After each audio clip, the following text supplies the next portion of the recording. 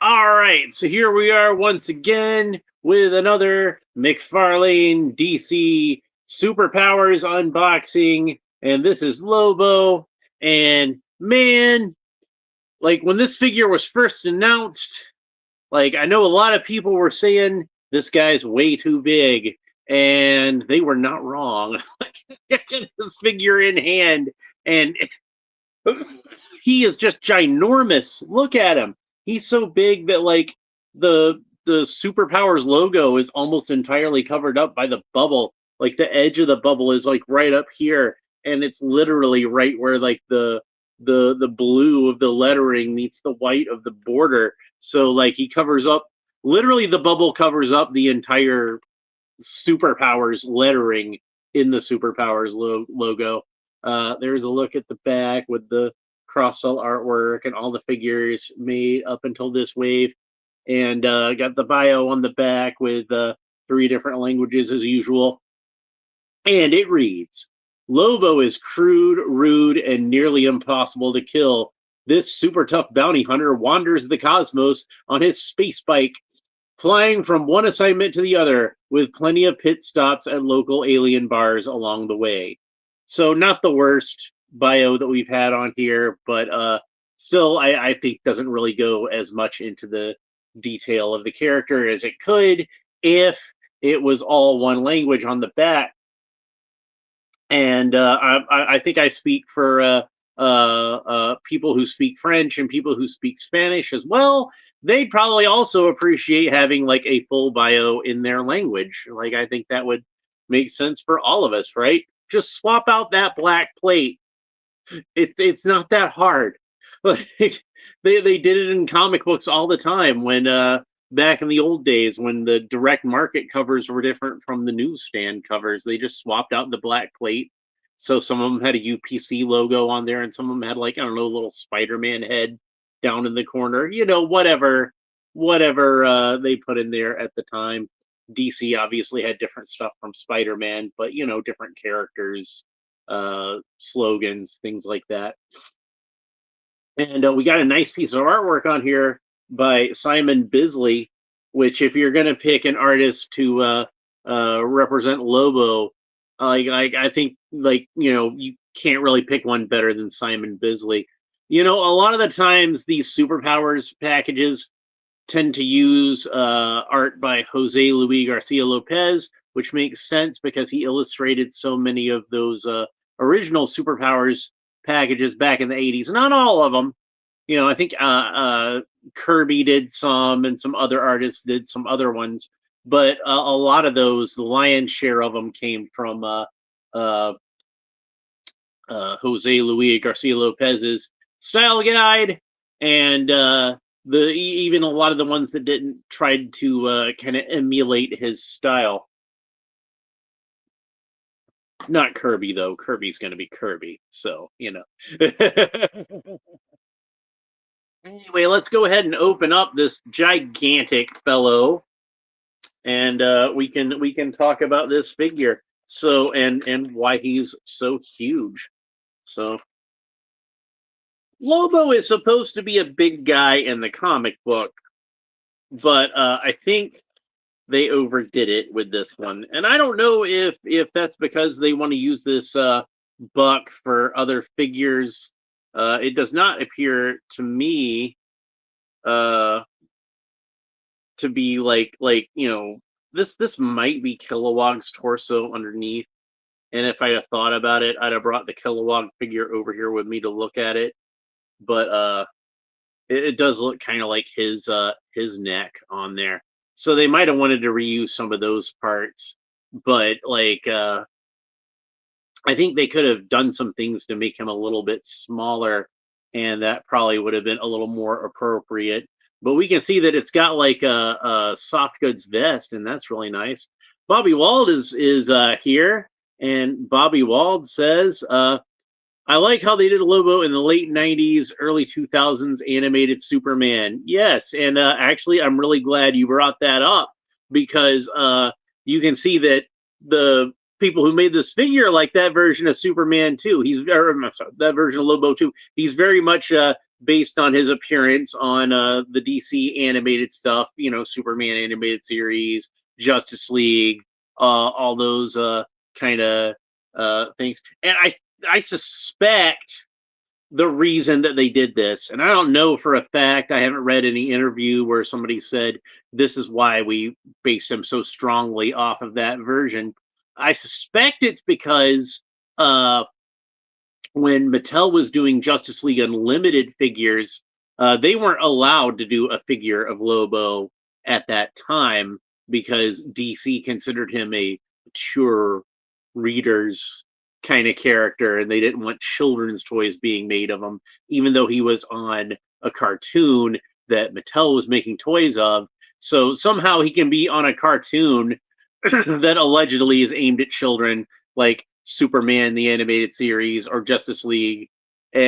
Somehow that's fine, but they can't have a toy sold. I don't understand the logic that DC was using at that time, but clearly they don't care anymore because here's a Lobo that is sold at retail. Now, technically, it does say 12 and up, but this is a toy that is would be found in, like, your standard Walmart or Target or whatever. We've seen Superpowers figures there, and I got this guy from Big Bad Toy Store, and right now none of my current Walmarts are carrying Superpowers figures, unfortunately. Hopefully they'll get them back at some point. Stuff tends to come and go in the toy aisle, so there's hardly any DC stuff in the toy section at Walmart right now. It's very sad.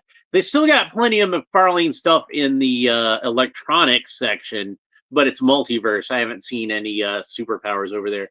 But yeah, he's got this soft goods vest, which is really nice. So I do think that they probably did reuse the Kilowog torso. If I had thought about it, I went ahead and grabbed Kilowog and brought him over here to compare. But like I said, that does kind of look a lot like the collar that was on the Kilowog outfit. But these are new arms with like Lobo type gloves and hands. You've got a belt that's a separate piece that's glued on here. You can see it's kind of I can kind of move it around a little bit. See, because it's not quite glued on that side. I think it's just kind of glued in the front. But if I pull it up a little bit, I can see that there's not like a notch for the belt to fit into or anything. So I think this is just Kilowog's torso they reused. But I think the legs are all new. I think that the arms are certainly all new. I think the legs are all new. Even the thighs, which they probably could have just reused Kilowog's thighs, but they didn't. And then he's got big clunky Lobo type boots with the knee pads with the stars on them. And like I said, the head sculpt very similar to how he looked in the animated version. So Mattel did finally do an animated version of Lobo, but it was like a convention exclusive. That was the only way they could do it. So they did finally get one out, but it was like a really hard to find figure. And I think it's fairly expensive on the aftermarket. So I kind of suspect maybe that Mcfarlane made theirs look so much like the animated series version, so that people who collect the Justice League stuff could have him fit in with their series. Bobby Wald says, I can't remember anymore, but he was he was a voice by Randy Savage in the cartoon.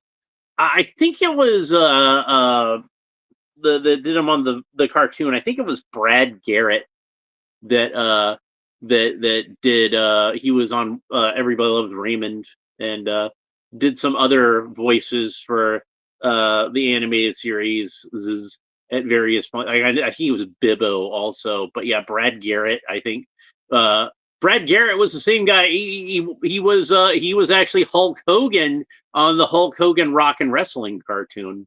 So, but yeah, I'm pretty sure it was Brad Garrett. But Randy Savage would have been a great choice to play. Hell, he could have played Lobo in live action. Can you imagine that? Paint Randy Savage white and give him the black spiky hair, like the rock star, the hair metal kind of hair. Yeah, Randy Savage would have been a great Lobo. That would have been awesome. But yeah, he's way too big though. way too big. And just to demonstrate this, like I got Batman over here because I figure Batman is a pretty good median figure of like the size that a superpowers figure is. He's not quite as tall as Hawkman. He's not quite as short as the Flash. So he's about average height of a superhero in this line. So Batman, doesn't even come up to his shoulder in terms of height. He's ridiculously huge. And just to point out again, another way to point out how ridiculously huge he is. Look at this. He's taller than Beast Man. And this is from a figure that's like not even remotely in the same scale as this. It's like so he's bigger than like a Masters of the Universe figure, which is supposed to be a larger scale. Gigantic. Hell, even the Filmation Masters of the Universe, which are a slightly larger scale than the regular Masters of the Universe, he's about as tall as Skeletor. So yeah, he's gigantic. You can either have a Lobo that's way too big or not have any Lobo in this line at all, or make a custom if you really want to. I'm sure there's probably already some really good Lobo superpowers customs you can find out there on the internet. Have a look. So let's go ahead and talk about his articulation real quick. Lobo, his head rotates left and right, but it doesn't go all the way around because he's got this big chin and this short neck. So that excuse me, that kind of stops his head from rotating all the way around, but it rotates around enough. I kind of feel like that's about as far as a person's head can turn in real life. You can't really turn your head all the way around, so I can't complain about that too much. Arms rotate all the way around to the shoulders. He is a 1980s style articulated figure, so he doesn't have quite as much as we see in the modern day. He can kick forward about that far and kick backward about that far, so he can do the splits no problem. And much like the 80s superpowers, he does have some bonus articulation that we didn't often see on action figures in the 1980s, where he's got knee articulation. So he actually can bend at the knee. That was a nice bonus for us. I will say again, there's some nice detail to this figure. He looks very much like the animated series version of Lobo. And I had heard some people complain that he doesn't look like the fact that he looks more like the animated version than the comic book version has been getting on some people's nerves, and I can kind of understand that. I get that. It makes sense. It's a comic book based line. Why wouldn't you want him to look like how he looks in the comic book? But again, I kind of suspect they were trying to fill that hole in that Justice League Unlimited line. I kind of suspect that was the case. I could be mistaken, but it does seem kind of likely to me that that might be the case. But he's still an impressive looking figure. I think he looks really nice. He's just too big for this line. In fact, let's have a look at him next to the Adam West, the 1966 Batman line. So we got the New Adventures Batman here, and they're both animated versions, so that makes sense. This is probably about the height Lobo really should be, like a little bit taller than the other characters, but not like towering over them necessarily. So he might be a good figure to stand with Super Friends if you're going to be getting those figures. So hopefully they do Superman in that line soon, because I really want a good Superman in that scale. But yeah, he's a good figure. He's just way too big. That's the main problem with him. So, but I'm sure some people wouldn't mind him being so big, and they can go ahead and put him into the line. He'll fit into your collection just fine if you don't mind him being gigantic. I kind of feel like he probably should have been again lining him up with Batman. If he was about like the height of his if his head came up to about right here, I would think that would be good for superpowers. But like I said, I think they were just kind of trying to reuse some parts they already had, so that's why it turned out that way. My biggest complaint about this figure is that he does not come with his hook and chain, which to me is like having a Captain America figure that doesn't come with a shield. That's just such an iconic weapon for the character, and you can see he's got the hook and the chain on the figure on the packaging. I'm sorry, on the illustration on the packaging. And to me, that's a massive oversight. I would rather have a gigantic Lobo with the hook and the chain than have a smaller, more accurately sized logo, a smaller, more accurately sized Lobo that did not have the hook and the chain. If those were my only two options, and the thing that irritates me the most is I actually like how they did the hook and the chain on the multiverse figure, where like the chain actually wrapped around the wrist and came loose at the end, so he could hold the hook. And I thought that was really well done. And I would have liked to have seen them replicate that just on a smaller scale. They already had the sculpt; they could have just done that sculpt and molded it at a smaller size. And I think that would have been way cooler than not having anything at all. So yeah, decent figure, but could have been a lot better in a lot of ways. If he had his weapon and if he was in a slightly smaller scale than this, we'd be talking about what a great Lobo figure this is right now. But as it is, it's only a pretty good Lobo figure. Like I'm sure like completists will need to get it, and the hardcore Lobo fans will probably want to get it. Hell, if you're a big enough fan of Lobo, you wouldn't even care that he wasn't in scale with the other superpowers figures. You'd be like, that's my full superpowers collection right there. All I need is the main man. And that's that. So anyway, that's pretty much it for Lobo. Uh, oh yeah, like talking about the animated look, he does even have like the little bit of stubble. The way they drew that little bit of stubble in the animated series. This is obviously based on the animated version of Lobo. Like it is like they couldn't be any more blatant about it.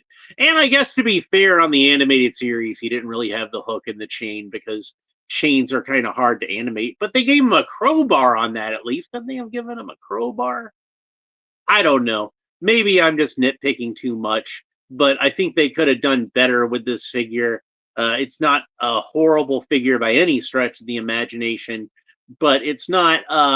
I think that if people are disappointed by it, I can kind of understand where their disappointment is coming from. I get it. I hear you. I feel you. All right. But next episode, we'll be back with our last of the four superpowers figures that I have from this wave, which is Jay Garrick, the Golden Age Flash. And I'm looking forward to talking about that guy, opening him up. I'm a big fan of the Justice Society characters, and Jay Garrick is no exception. He's an awesome character, and I'm looking forward to talking about that. And then we're going to get on to some DC Multiverse stuff, and I've got piles and piles of DC Multiverse to get to. And I'm not sure what I'm going to start with on that because I've just got so much cool stuff to go over. So, but upcoming at some point, I'm going to have the special week devoted to Flash villains because I've got four of the Flash's greatest villains to talk about with you in the upcoming weeks.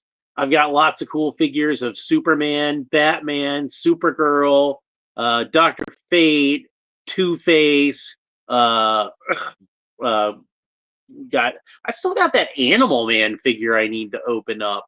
I got a lot of cool stuff, so it's going to be coming up. And if you want to make sure you don't miss any of that stuff, make sure that you like, subscribe, all the fun YouTube stuff down below. Leave a comment and let me know what you think about Lobo. Did they do the main man dirty?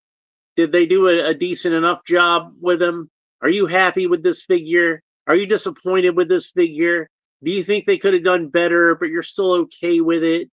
Do you think it's great, but there's nitpicks that you have? I want to hear about it. Let me know in the comments down below. And let me know what you think about the character of Lobo in general. Is he a favorite of yours? Is he a character you despise? Like Bobby Wald and myself, do you have a fondness for his appearance on Superman animated series and Justice League? I loved him especially on the Justice League episode Hereafter, in which everybody thinks Superman's dead, and he comes to Earth to take Superman's spot in the Justice League, and he's like, when Superman comes back, he's like, "Isn't it great that he's back? We're all back together, all 8 of us." He was awesome in that. Uh, Lobo, like I said, Simon Bisley was the guy who I think really defined the look of Lobo in the comic books. If you ever saw Lobo's first appearance, he looks like some kind of like avant-garde mime or something very strange. I actually have Lobo's first appearance. I got it out of a quarter bin, and I even tried to tell the guy, "Hey, you've got like a pretty expensive book here in the quarter bin. You might want to put a tag on it and sell it for a little more." He's like, "Nah, it's a quarter bin book. I don't care about Omega Men, whatever." And I'm like, "Okay, fine. Here's a quarter." So I got a pretty good condition first appearance of Lobo for 25 cents. Hi, Sean Franklin. Good to see you. Unfortunately, we're right at the end of the show, but I'm glad to see you anyway. Sean Franklin says, I watched The Batman on Netflix. I saw that they had the Nolan Batman movies on Netflix, and I was excited about that. I'm going to go ahead and watch those on Netflix. I've been meaning to go back and watch the Nolan trilogy anyway, but since they got it on Netflix, I figure I might as well watch it on Netflix. Even though I own all three of those movies, obviously, and I own them digitally, and of course, I have the Blu-rays and all that kind of stuff because I love the Dark Knight trilogy. But if they're on Netflix, I'm gonna go ahead and watch them on Netflix again anyway. And I know that there's the cartoon, The Batman, that I saw on Netflix, and my Aunt June watched that a while back. She really enjoyed it, and I like that cartoon. That's a good cartoon. So I should probably go and watch that sometime soon. But anyway, good to see you, Sean Franklin. But we gotta go. That's the end of the episode. I'll be back on the next episode with Jay Garrick, and that will complete our latest batch of superpowers. So I hope you tune in, and I hope you enjoy it. We will talk to you next time. Bye.